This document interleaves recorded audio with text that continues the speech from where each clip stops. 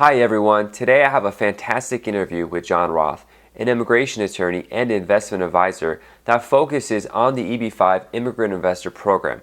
The interview provides great information about running an immigration practice and practicing in the EB-5 field. Anyone interested in learning about the EB-5 program should listen to John, as well as those already seasoned in this area.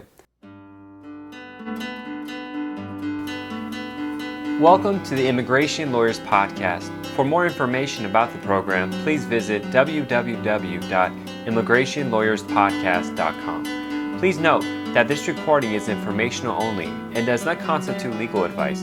Please consult an immigration attorney for specific information related to your case. Also, this recording is copyrighted and written permission is required for rebroadcasting. My name is John Roth, and I am the host of the Immigration Lawyers Podcast. I also practice immigration law in Los Angeles, California. You can learn more information about me by visiting www.jqqlaw.com. Welcome to this episode of the Immigration Lawyers Podcast. My interview today is with immigration attorney John Roth. John received his JD MBA at Penn Law School and Wharton Business School and is a member of the New York State Bar. John's practice focuses on the EB-5 Immigrant Investor Program.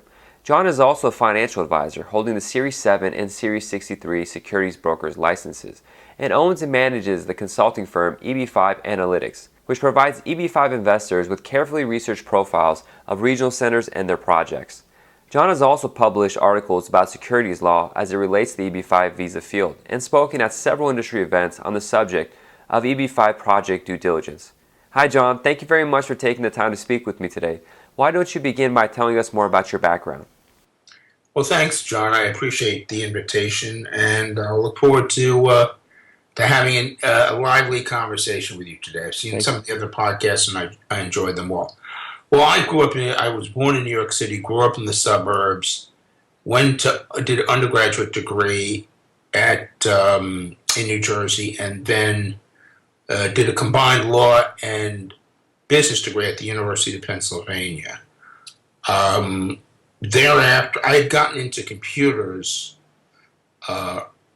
early on, 1980, and so I decided to take a job as an attorney with IBM Corporation. That only lasted 2.5 years because I didn't really like the corporate life too much. Transitioned eventually into more business. I had studied Russian language and culture in college, and in the 1990s, I was mostly in St. Petersburg, Russia, starting computer firms.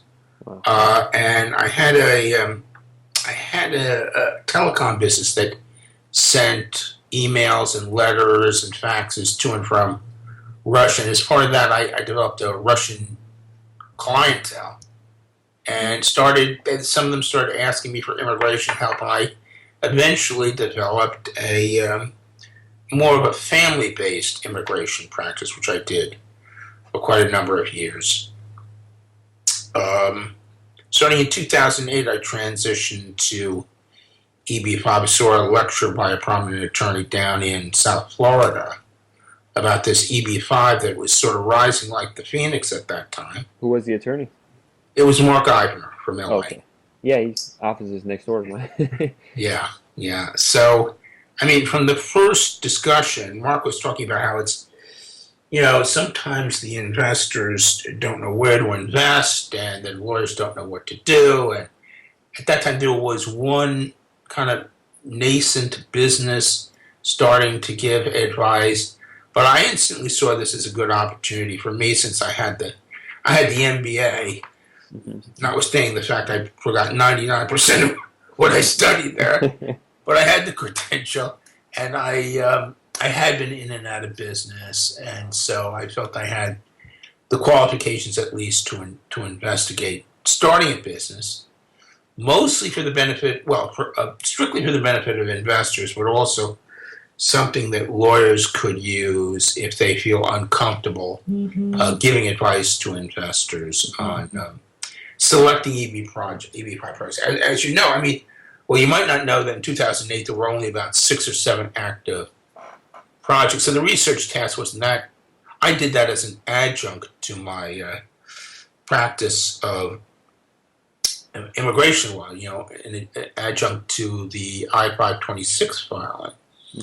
and ultimately turned it into a business. And for that, and that's a whole another story. I don't know if you want to get into that. What it took for me to be able to lawfully provide this kind of advice.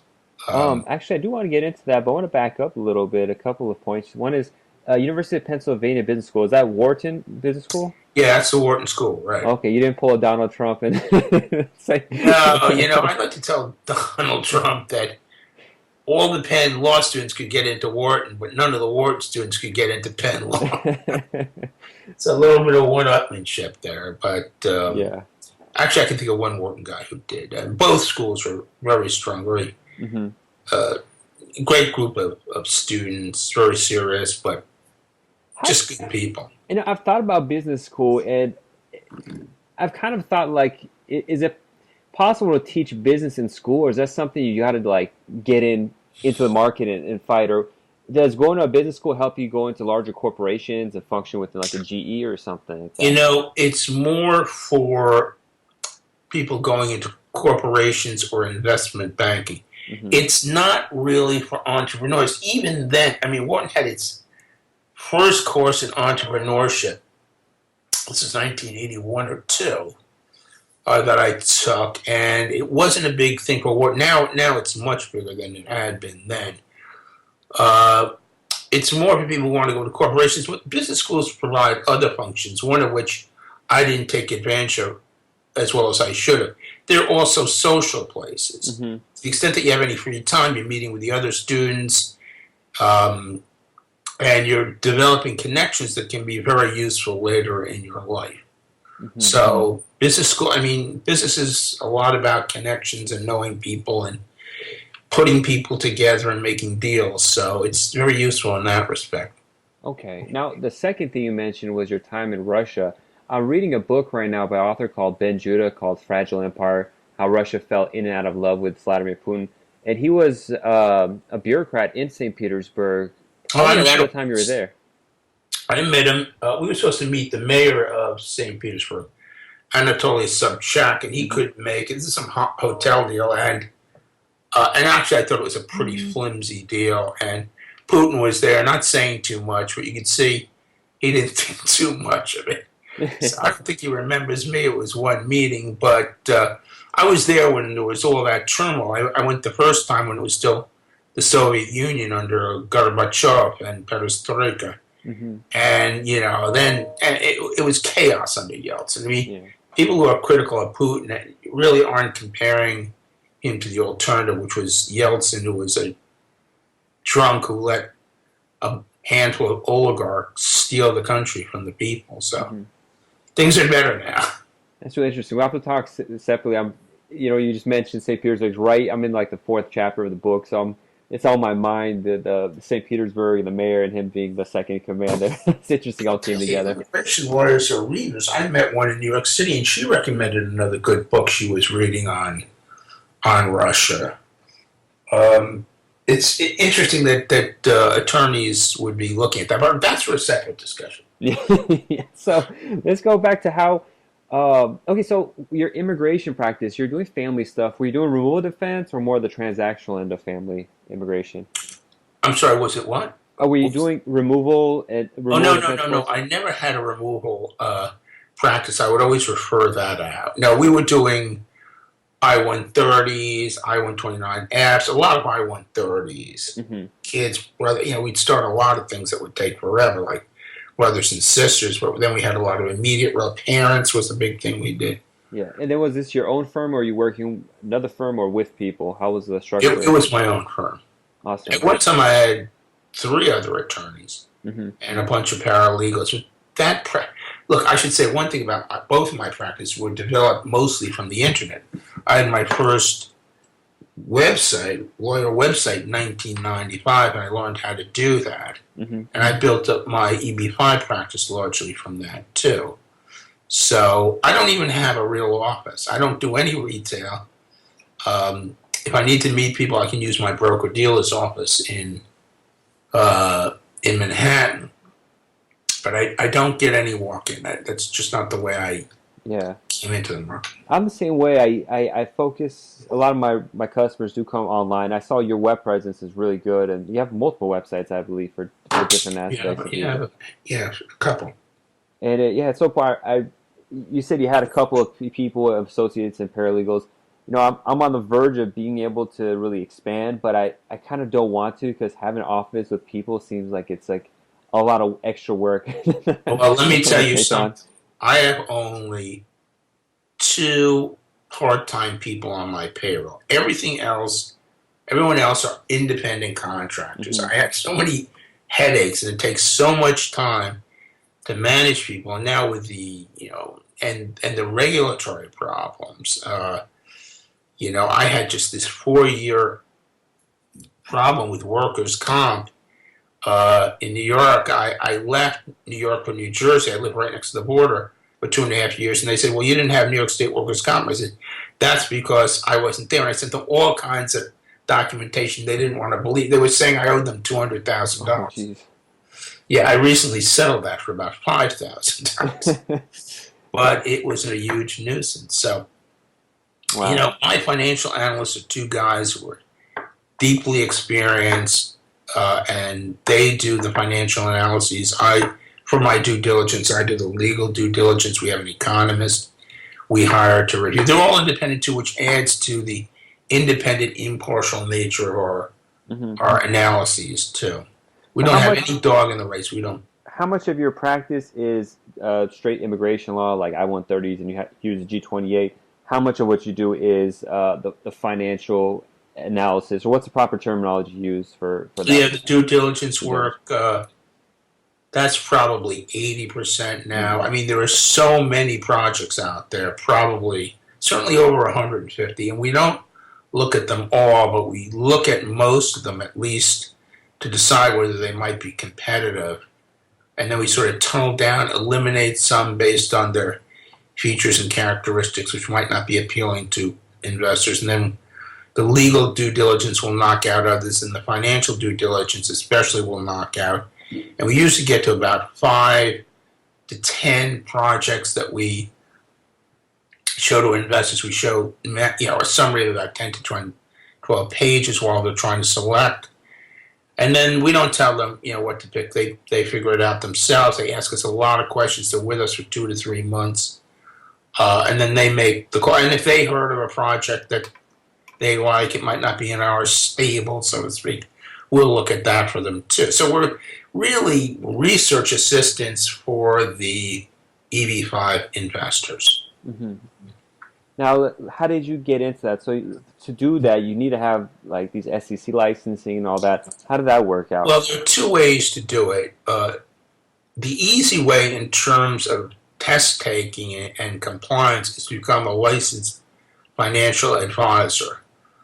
It's not a big test, 2.5 hours. You create your own registered investment advisor firm. You don't have to work for a broker dealer. You're not under FINRA, the Financial Regulatory Authority. Hmm. And the reason it's less strict is because they can't get like finder fees, commissions, referral fees. All Hmm. right. So they have to bill the client. Now, my judgment was that I wouldn't be able to do the extensive research needed to give a meaningful choice among projects if I didn't take those fees. So I took the Series 7 exam, a 6 hour exam, and studied for it. That was no joyride. And another shorter exam, found a broker dealer, which was an ordeal. Nobody ever heard of EB-5 in the broker dealer community, and got that done. We do accept fees, but they will pay us the same fee, so that again we don't have any bias one way or another. Okay.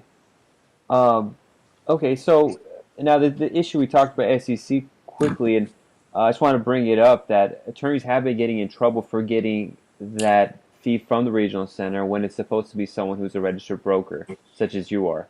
Yeah, I know the history. I never took a fee because I really was just. There were people like Steve Yeller and Lincoln Stone who were saying, when we weren't aware of the securities issue, they were saying just don't do this because under ethics rules, you're only supposed to give advice where you are competent, and you're not competent to evaluate the financial side of a deal. And also, you're going to get sued someday if you do enough of that, because some of your recommendations aren't going to pan out. And, we haven't hit that period yet. I think lawyers are going to get still more conservative. But in late 2009, there was an article by Jennifer Mosley and Angela Paparelli and Carolyn Lee and another fellow saying, hey, these are securities and you shouldn't be paying or receiving finder fees. And more lawyers, more and more securities attorneys were appearing at our conferences. And I looked at the issue and I said, this is a no-brainer. You can't take these fees without being registered. And that's why I did it. But a lot of lawyers went right on taking them. And so they're all miserable now. And, I'm sorry to be right on that, but they engaged in some rationalizations that got them into trouble. Yeah, last thing I wanted the feds to call me or send me a letter. Well, ironically, I was co-counsel for one of these guys.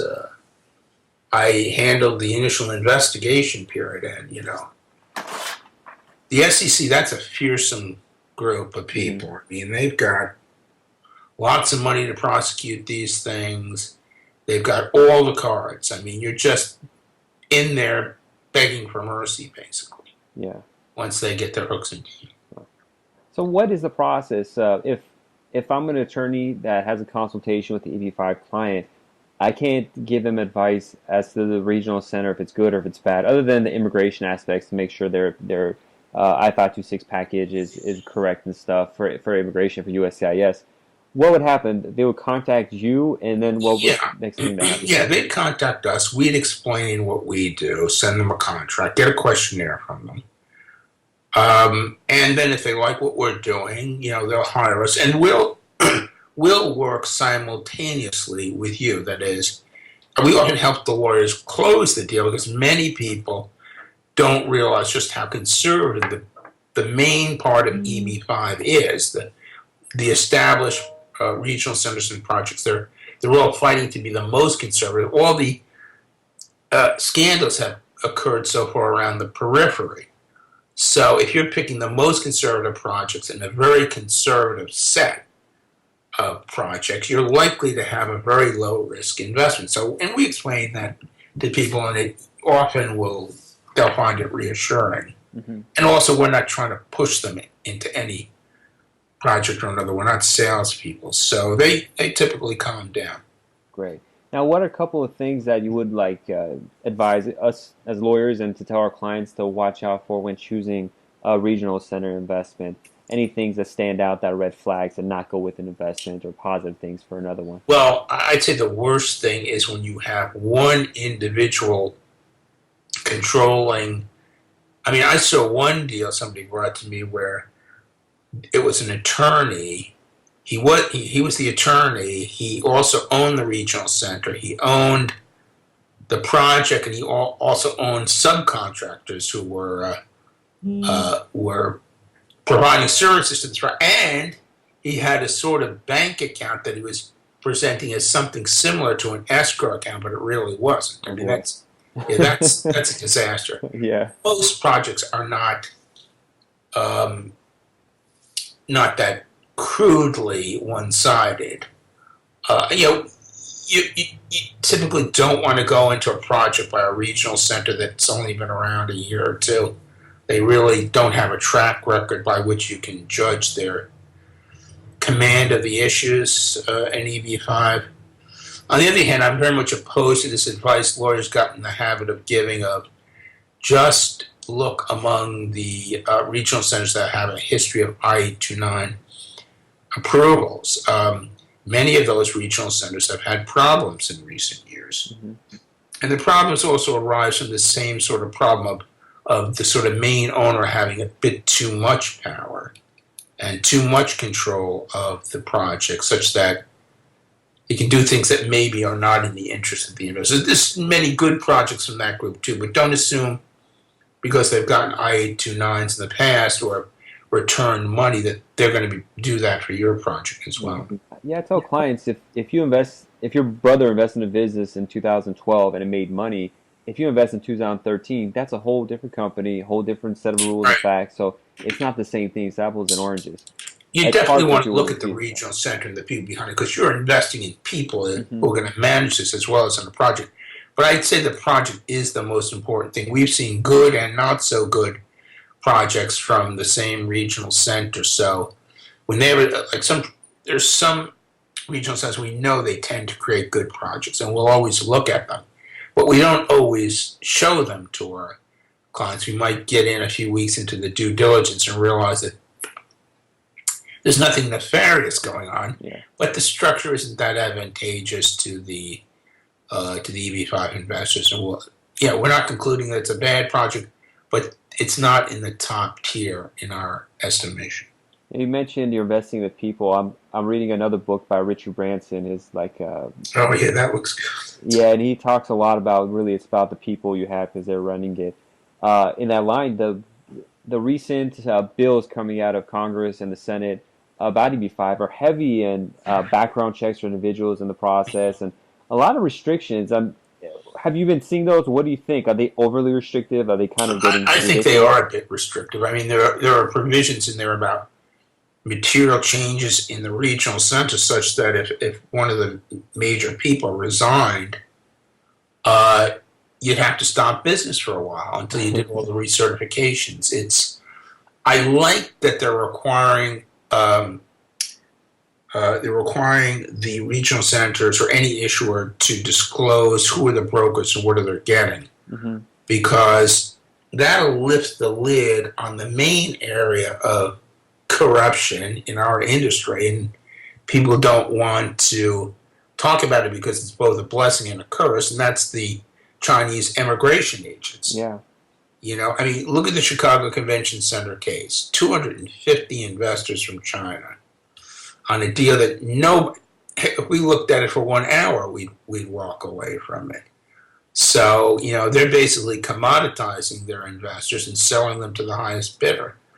And the Chinese investors know that they're getting something, but they don't really imagine that they're getting as much as they are. So this will maybe bring a little sunlight on that, and might With the regulations, I can't remember. I read it a while ago, but is it only touch upon U.S. persons, or is it foreign brokers too, and these finders? No, it says, you've got jurisdiction because the regional centers are here in the U.S., and that'll require disclosure of any broker you're paying. Actually, there already is a rule that's not enforced. You're supposed to fill out as something called a Form D. If you're just relying on Regulation S, you don't have to do it. But there's no penalty for not doing it, so it's mostly honored in the breach. Most regional centers don't do it. Most issuers don't do it. I see. Yeah, that's interesting. What have you heard anything, or any rumors or any inside information on what's going on? I'm in LA, so you're closer to the belly of the beast in DC. any word on what's happening? Ron Klasko published just was it yesterday? The draft bill came out. And Roman wrote this really apocalyptic kind of piece about this is the end of EB-5, and he's not exaggerating too much. Somehow, they put in a stipulation that the project would only be retroactive to June 1. And the way it works, according to the draft, which it just cannot stand, you can only, let's say you've already invested in an EB-5 project, let's say in August, before October 1. Unless your project had an I-526 filed by June 1, which many would have, and the project has the current a TEA that would be approved by the U.S. under the new system, and also has 10% more of direct jobs, which is rather rare. The regional centers have increasingly relied just on indirect jobs. Unless you have all three of those, you won't get the green card, and you're probably not going to get your money back because the developer has it and you don't have a chance to get it. So that would be, if nothing else, a public relations disaster for the program. And everyone's sort of scratching their head trying to figure out how this thing got into the draft bill. I mean, it must have been added at the last moment with not much vetting because, in effect, it's terminating the EB-5 program. It just cannot go on after that. So a lot of forces are being mobilized now through IIUSA and various lobbyists to try to get those provisions taken out or at least modified. Okay, it's kind of changing pace, but do you do work on E2s or give any guidance on people trying to like buy a franchise for E2 or anything like that? Occasionally, we work on E2s usually when they're thinking about using an E2 as a bridge to an eventual EB-5, but not too often, no. Mm-hmm. Is it kind of difficult to do because of tracing the source of the funds at E2? If it's a smaller investment, constantly reinvesting in the company, or what are the scenarios you have? Are they less than 500,000? Yeah. Because the rules about what constitutes an EB-5 investment. But it can be done. It's been done many, many times. Interesting. Okay. Kind of just going back to general practice management, what got you into immigration and to stay there? What is it about immigration that really caught your attention? Well, as I said, I was listening to your podcast with Stevie Allaire, and I think what he said, many immigrations attorneys would say, which is that you're dealing with people, and you see it in people's reaction when you do good work. And I find EB-5 to be particularly rewarding because I really like the clients. All of them. I mean, they're intelligent, accomplished, decent, hardworking people. Their kids are great students. They're really, I also feel pretty patriotic. We're really helping the country here because, these people, they're not only creating the jobs through their investment, their EB-5 investment, they'll probably make companies that will create many more jobs. Their kids are going to be successful and create more jobs. So I think it's a real plus for the country. And I stay in contact with some of my clients quite apart from our, even when I'm not doing any legal work with them. There's some really fascinating individuals. The same here. I learned how to practice immigration law when I was working for another attorney, Edward Damon, and he started practicing in the late 70s. And we would still get invited, and he would bring with him to weddings of people and their children that he worked 20 years ago. And it's like, wow, this is such a good practice. Like, your clients love you. You're a family doctor, essentially, because you're so much in their lives and their personal future. And they love you, and you work so closely with good people, immigrants who are like people that are adventurous and are willing to like change the status quo, go from their home country where even if things are bad, moving to another country could be even scarier for a lot of people. So these are great individuals to work with. And I love doing L1s and working the process of seeing what their company was overseas and how they built it up. And it's really inspiring to me. And I get a lot of like business ideas from working with these clients. I have that same experience.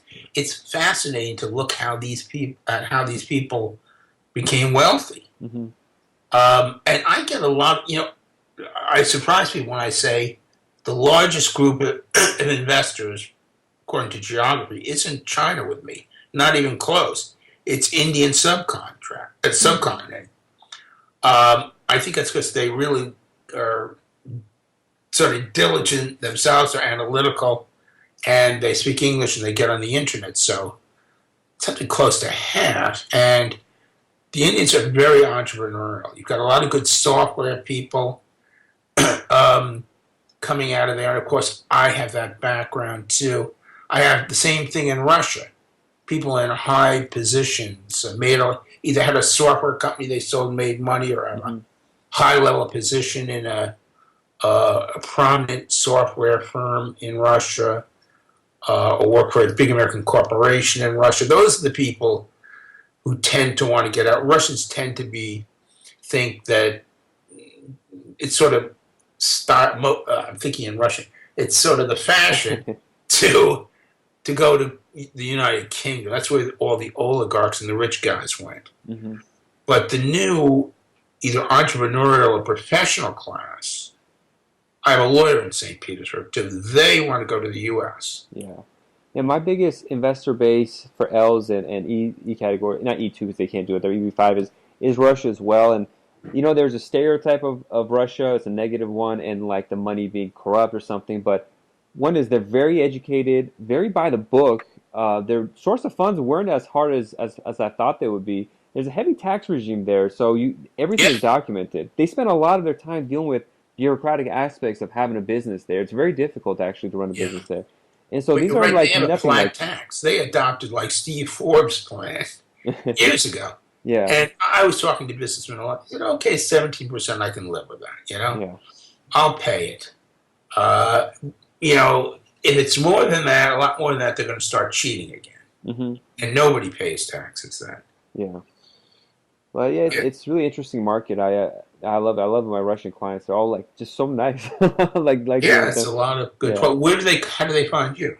I don't want you to give away any of your No, secrets. no, I'm open. Really, the internet. They find me. I'm always surprised that people find me as well. It's really random. Like Yeah.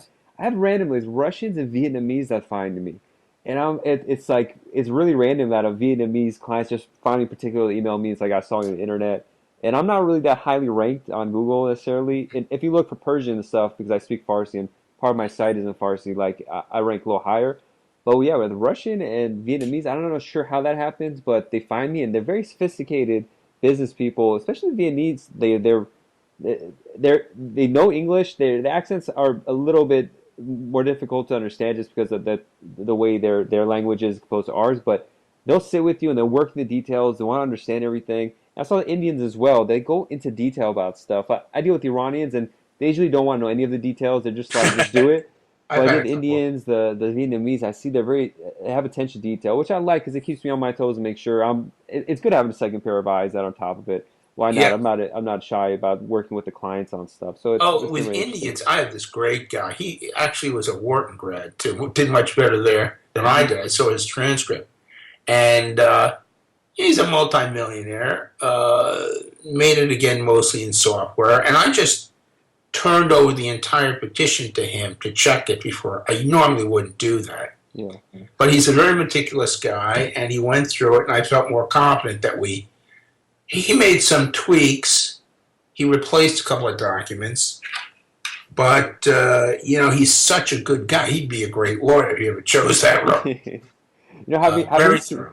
Having said that, I had a client who was a lawyer of another country, and their field of law had nothing to do with the stuff we do, and it was a mistake to give him everything a review because they were just changing things that had nothing to do with everything, and like it was a semi regret of like doing that just because having to explain like no, like this is not what we're supposed to do. I know what I'm doing, and having them accept my work and everything got Well, approved, but it was kind of a hassle. So one thing is be yeah. careful giving it to other lawyers. What I Maybe. do, and here's a practice pointer, particularly with EB-5, I've got about a 2-page memo explaining the whole source and path of funds idea. Talking about we're looking for some part of your business or businesses in the past currently that we can sort of segregate and focus on.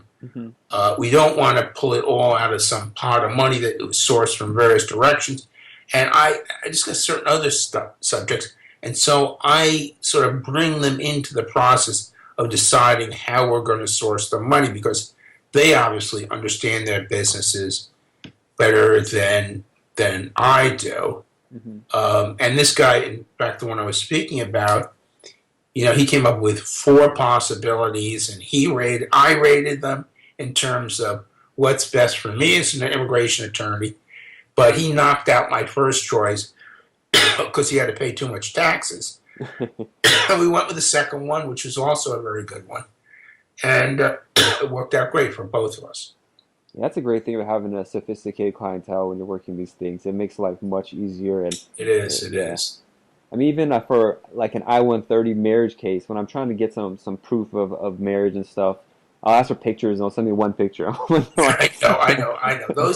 I remember we had to have a lot of paralegals for those cases because there's a lot of back and forth Hmm. on, this isn't right, that's not right.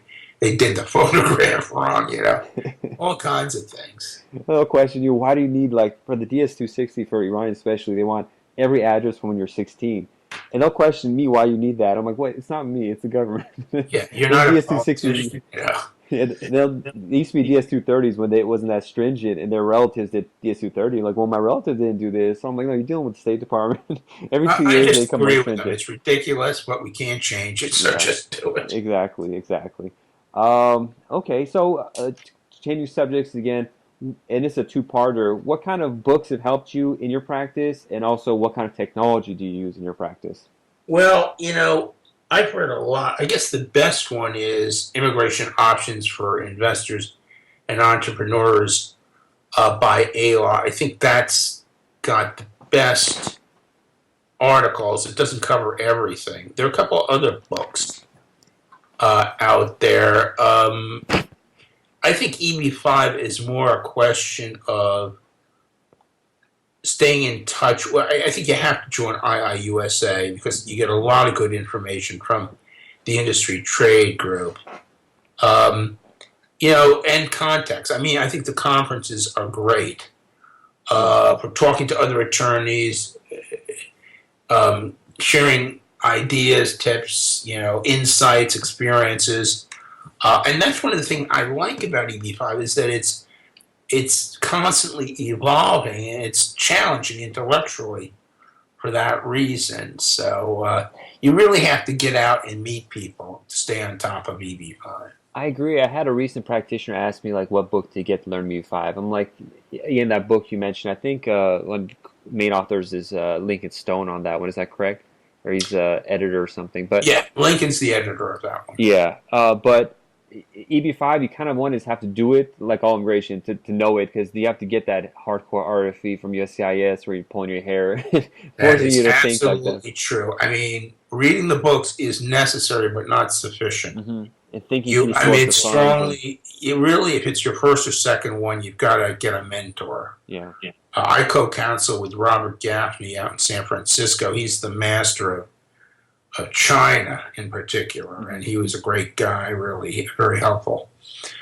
One person I recommend for that is her name is Belma Demirovich Chinchoy. She's in Los Angeles, and she does a lot of BB5, and she's my go-to person whenever I'm stuck, and I talk with her. Well, now I do a lot of mentoring. If a young attorney comes to me and says, well, I want you to do this due diligence, and, can you help me or suggest somebody who can help me with the I-5? I'll say, yeah, I can do that. Yeah. In fact, I don't do many cases anymore. I mostly stay in it so that I can do that kind of mentoring. I mean, I'm not one of these generalists, who can do every single area of immigration. I mean, that's kind of why I didn't like IBM.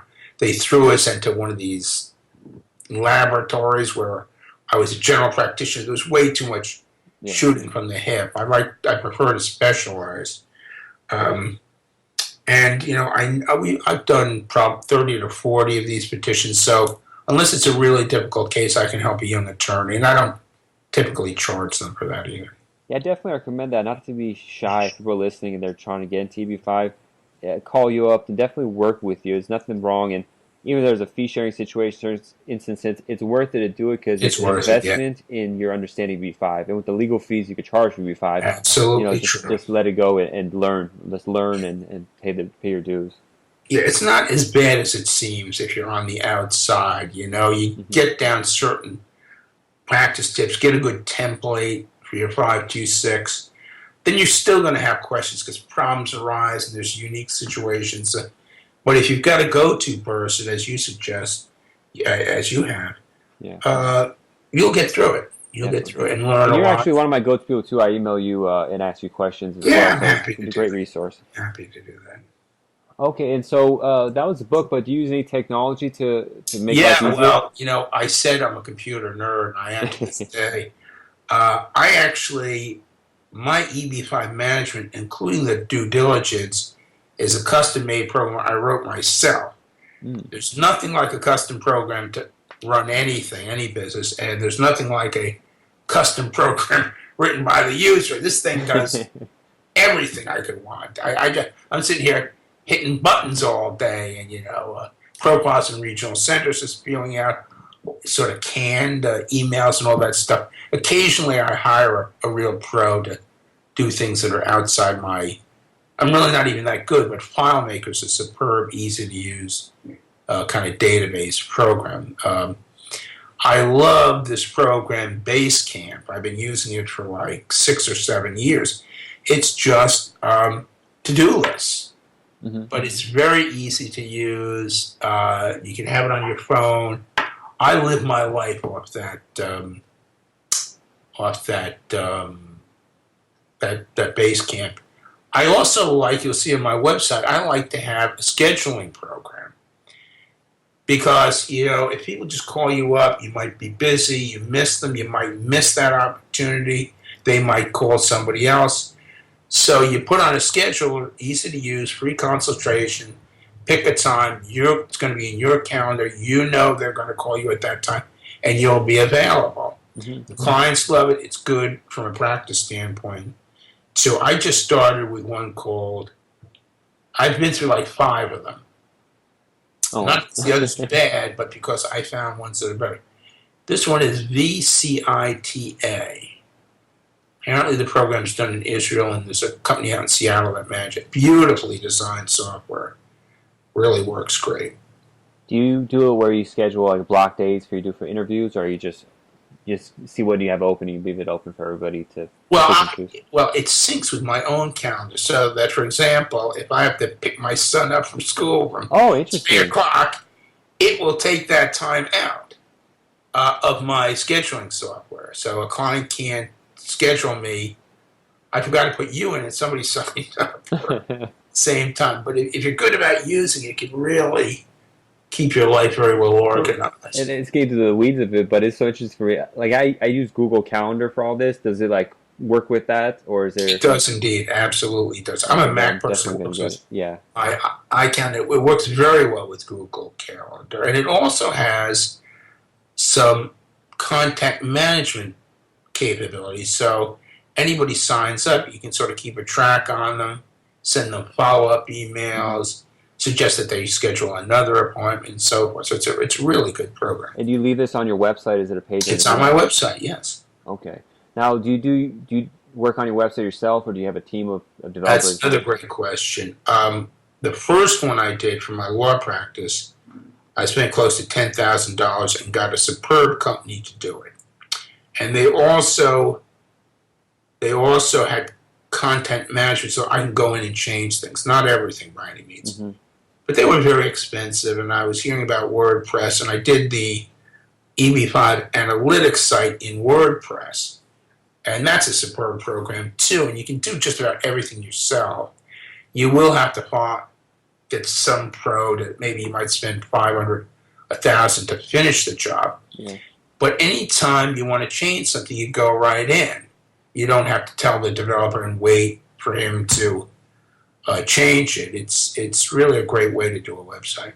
Yeah, for my site too, I use GoDaddy's website tonight, which isn't the most sophisticated software, but having access to constantly changing your site and adding information on your own is really key. Having to wait for a developer to do it's a nightmare. Makes you just not want to deal with it. That's a mistake. Yeah. I will say a good developer will give you the ability to change things, but not everything. I mean, when my address changed, I had to get the developer to change the map, to move it 2 blocks, the pin on the map.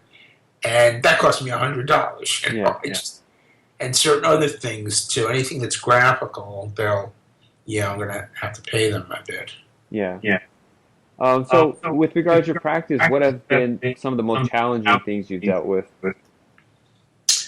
Wow, there could be a lot of things. I mean, you'll see with some of these EB-5 deals, you can't get rid of the complexity. I'm thinking of one client, another Indian. He had about 7 different corporations, all interlocked.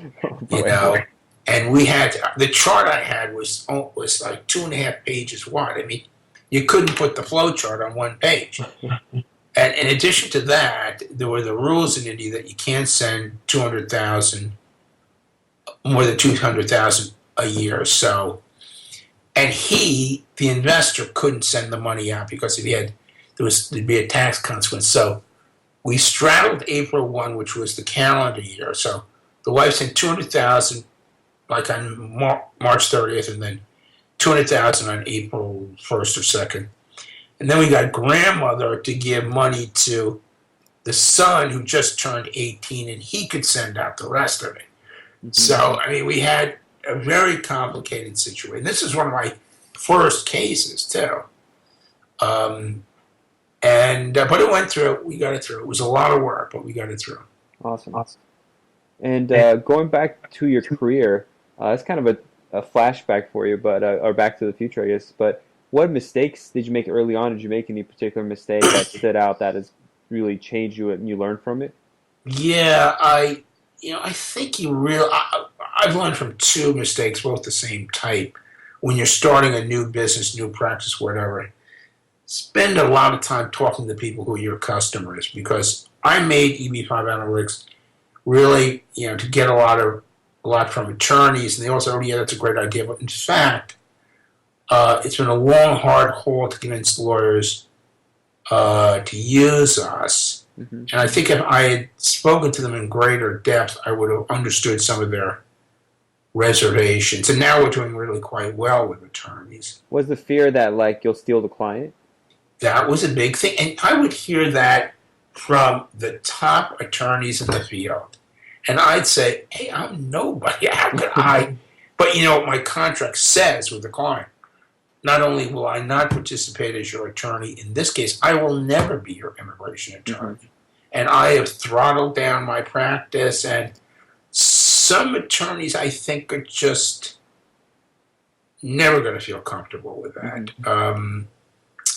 Maybe I think I've been around long enough, and people who do work with me will say nice things.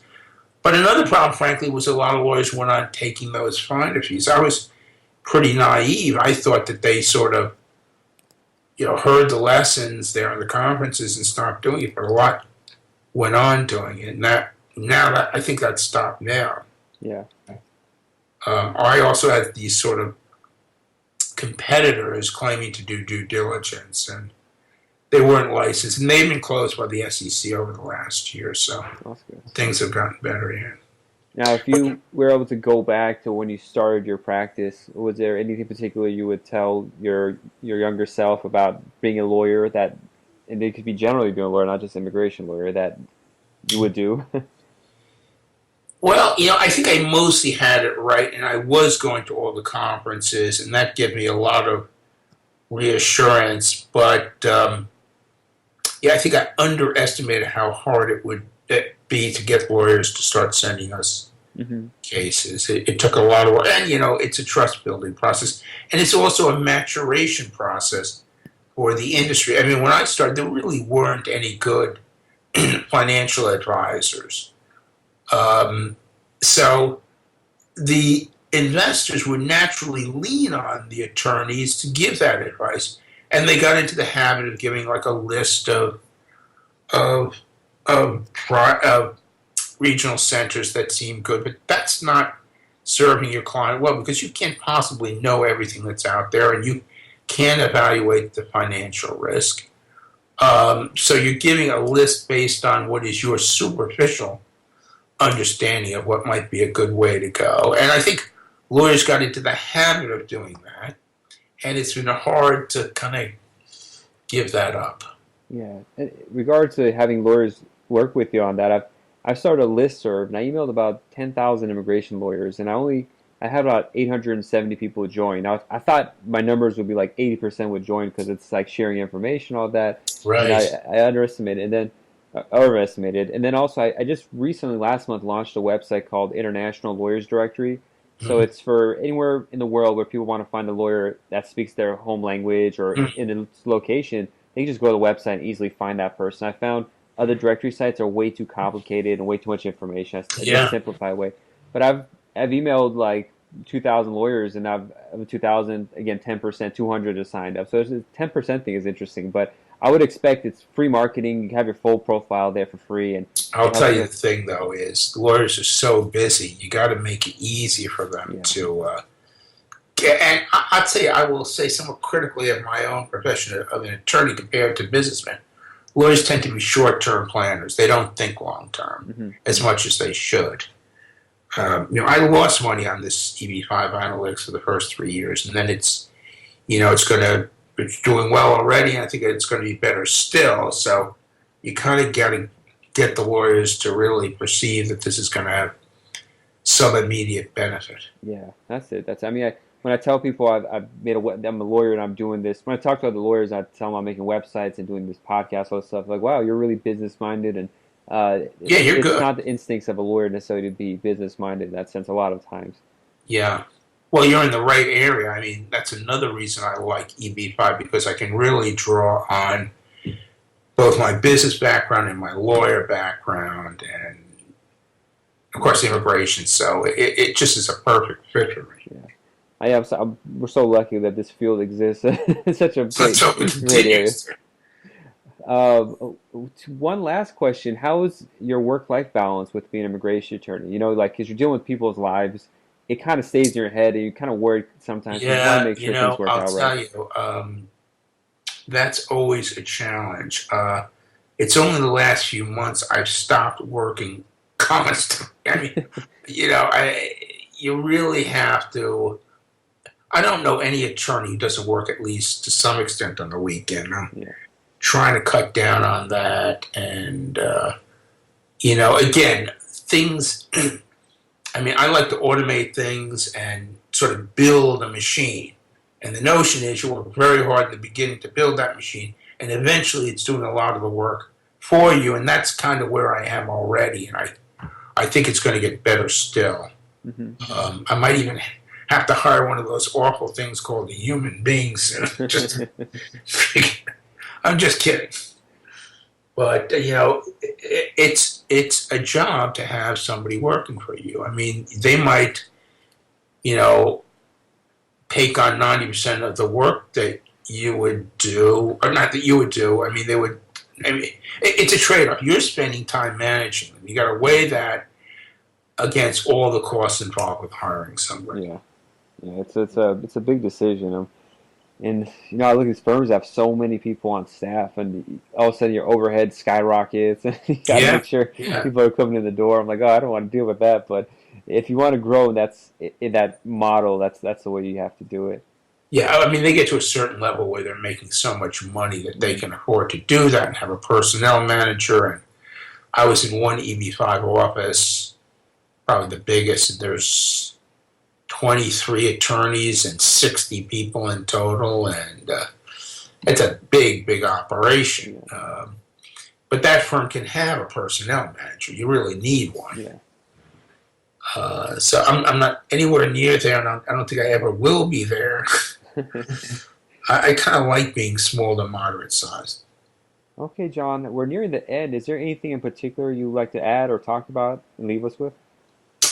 Well, I think we all have to mobilize. Anybody who's interested in EB-5 has to start calling their senator and representative saying, this draft bill is going to kill the goose that's been laying the golden egg. And if they hear enough from enough people, they will change it. Yeah. And luckily for congressmen, if they hear 5 people say something, to them that's 50,000 people saying something for them. Yeah, it's absolutely true. Mm-hmm. And how could people reach you, learn more about you, and communicate with you? Well, you can go to my website at EB5DueDiligence.com. We had really all the information. I work pretty hard on that website to give as much information as possible so people know what they're getting into if they give us a call. Mm-hmm. Phone number is 212-729-1821. But EB5DueDiligence.com, that's the best way to get a hold of us. Yeah, and I can say I've worked with John before on a case, and he's very respectful, very cordial, and spoke my client really well, and you were there. You worked with me on everything. So I could definitely say you're a good guy, and I wasn't afraid at all. You taking the client or anything. Thanks a lot. Okay. Thanks, John. It was a pleasure speaking with you. Same here, John. Thanks for inviting me again. Bye-bye. All right. Thank you for listening. To learn more about this program, please visit www.immigrationlawyerspodcast.com. Also, attorneys can visit www.immigrationlawyerslistserv.com to to learn more about special listservs for immigration lawyers that provide forums to discuss professional questions and issues and exchange information with other practitioners from across the globe.